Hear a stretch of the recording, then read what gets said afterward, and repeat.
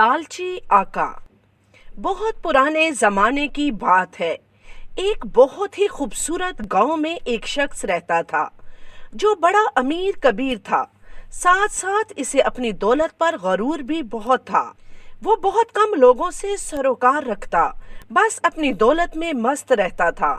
کسانوں اور مزدوروں کو تو وہ انسان ہی نہیں سمجھتا تھا اور کہتا تھا کہ ان کے جسم سے تو مٹی کی بو آتی ہے۔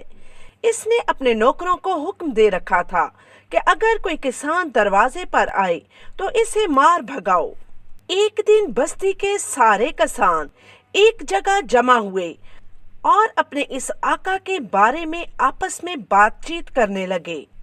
ایک کسان نے کہا، میں نے آقا کو بالکل قریب سے دیکھا ہے، وہ مجھے کھیت میں ملا تھا۔ یہ سن کر دوسرا کسان کہنے لگا، اور ہاں، میں نے بھی کل جنگلے کے اوپر جھانک کر دیکھا تھا، آقا برآمدے میں بیٹھے ہوئے چائے پی رہے تھے۔ ٹھیک اسی وقت ایک بہت ہی غریب کسان وہاں آیا اور اس نے ہنس کر کہا، یہ تو کچھ بھی نہیں، جنگلے پر سے تو آقا کو کوئی بھی دیکھ سکتا ہے۔ یہ کیا بات ہوئی؟ میں اگر چاہوں تو ان کے ساتھ کھانا کھا سکتا ہوں۔ ارے کیا پاگل ہو گیا؟ کیا کہہ رہے ہو؟ آقا کے ساتھ کھانا؟ اور تم؟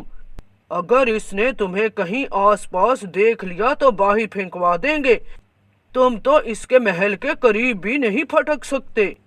دونوں کسان تیسرے شیخی خور پر ہنستے رہے اور کہتے رہے، تم بالکل جھوٹے ہو۔ نہیں، میں جھوٹا نہیں ہوں۔ اچھا، اگر تم آقا کے ساتھ کھانا کھا لو تو ہم تمہیں 3 بوری گیہوں اور 2 بیل انعام کے طور پر دیں گے، لیکن اگر تم نے یہ شرط پوری نہیں کی تو پھر تمہیں ہمارا حکم ماننا پڑے گا اور جو ہم کہیں گے وہی کرنا پڑے گا۔ بولو، کیا منظور ہے تمہیں؟ ٹھیک ہے، منظور ہے۔ وہ ہمت کر کے آقا کے صحن میں پہنچا، لیکن جیسے نوکروں نے اسے دیکھا انہوں نے اسے باہر نکال دیا۔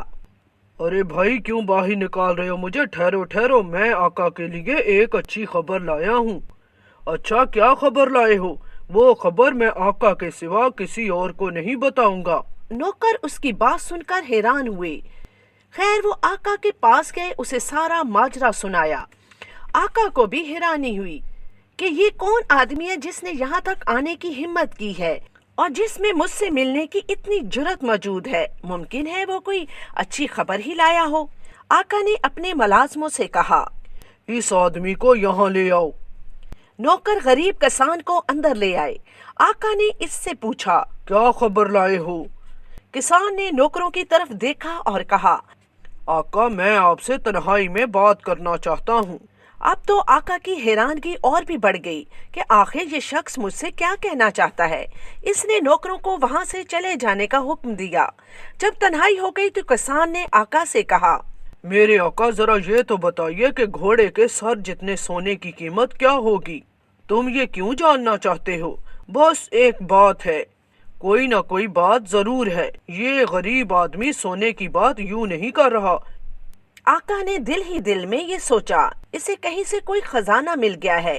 اب وہ کسان سے نرمی سے یوں کہنے لگا، آخر تم سونے کی قیمت کیوں معلوم کرنا چاہتے ہو بھائی؟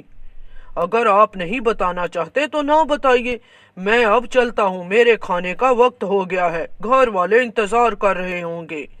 اب تو آقا کا سارا غرور رخصت ہو گیا۔